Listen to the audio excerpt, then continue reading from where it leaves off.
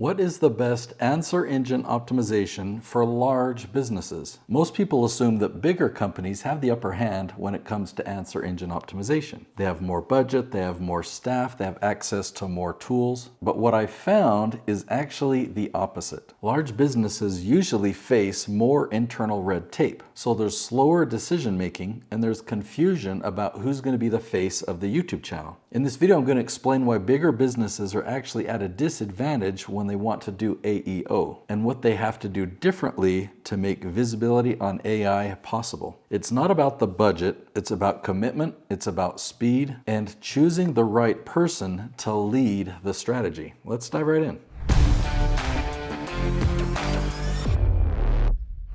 So first, let's address a problem that businesses just aren't seeing right now. Even SEO companies that have converted to AEO, they're still getting something wrong. Answer engine optimization isn't about optimizing a website, it's about optimizing content. But all of these SEO companies out there that are now offering AEO and AEO analytic tools, they're all centered around a website and putting in your domain and seeing if all these AI tools are referencing your website. But today, your website is a very small piece of the equation. It's still important in that ChatGPT does sometimes send people to your website, but more often it's sending them to a YouTube video or to a Wikipedia page or to Reddit. Now let me share a story about a bigger company that I was working with and their red tape really killed their AEO. So I'm really used to working with the decision maker, the owner of the company, the face of the company. We can have direct conversations. I can talk to them about strategy. We can plan. We can act on it. I can give them direct feedback. But with this company, there was a whole board of directors that I had to talk with, and there are many people behind the scenes that I didn't even see face to face. Now, they chose a woman who was a great fit for the videos. They chose her to be the face of their YouTube channel. And so I chose to focus on her and teach her the strategy and make sure that she was very well prepared for her filming day. So we had our first filming day. It went great.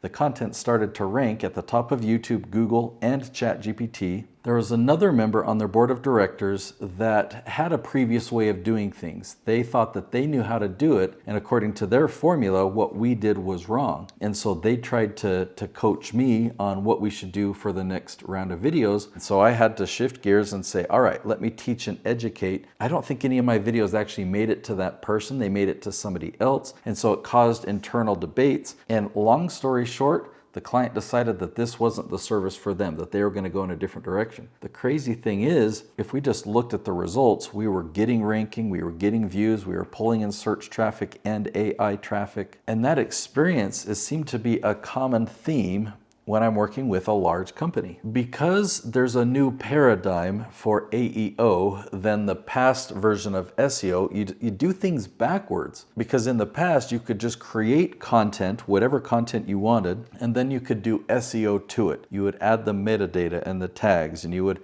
have a blog that would link to it, and do an article, then link to it, and create this blog network and website network that would send link juice to it, so it didn't matter. Well, today, it's the opposite. You need to create the strategy first and let the strategy tell you what type of content to create. That's the biggest part of the strategy. You launch that in the right place, and then you set it and forget it. Right? You don't have to link to it. None of that matters anymore. That's just fake authority anyway. And Google and these AI tools, they don't use metadata. They don't use those links anymore. So when I'm working with one individual, let's say they're the owner of the company and the face of the YouTube channel, there's a lot that I have to teach and educate. And that was just a sample, but there's a lot of different things that you have to do in order to really get it right and to jump on this momentum of AEO. So with the bigger company, obviously it's harder to do that because there's so many different people and not everyone's going to be there at the same time. Not everyone communicates well. So when I work with somebody one-on-one,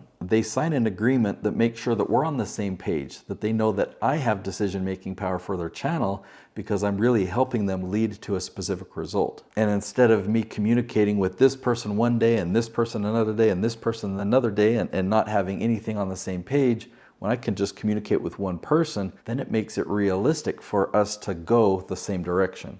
Another reason that big businesses can struggle is they do have more money, and so they'll invest in a lot of other things. They'll invest in gear that might not be necessary, or they'll hire a team, and those team aren't trained in a specific system, but they know how to make things look good. And so they'll typically overproduce high quality content, but they'll underproduce on the strategy. So for a big business to overcome all these hurdles and actually have success, they'll need to have one person be the director of the whole operation, right? Because you can have a lot of people working on it, you can have more budget to throw at things, but you can't have multiple decision makers, you can't have multiple experts. You need to have one person that's the go-to person, and ideally it's the person who is the face of the YouTube channel. That makes it the easiest. And you need to have them commit to that for like 2 years. So the person who's like, all right, I'll be the face of the YouTube channel and I get to make all the decisions about it. Everyone else has to agree, I'm not gonna harass you for 2 years, right? I'm just gonna let you do your thing even if I disagree. Now let's talk about a paid ad campaign, because typically big companies can have multiple initiatives. They can have an organic, they can have different types of paid advertising, and they're usually separate teams or separate departments. Now, if you ever have any overlap between a paid ad team, that can also add a lot of confusion,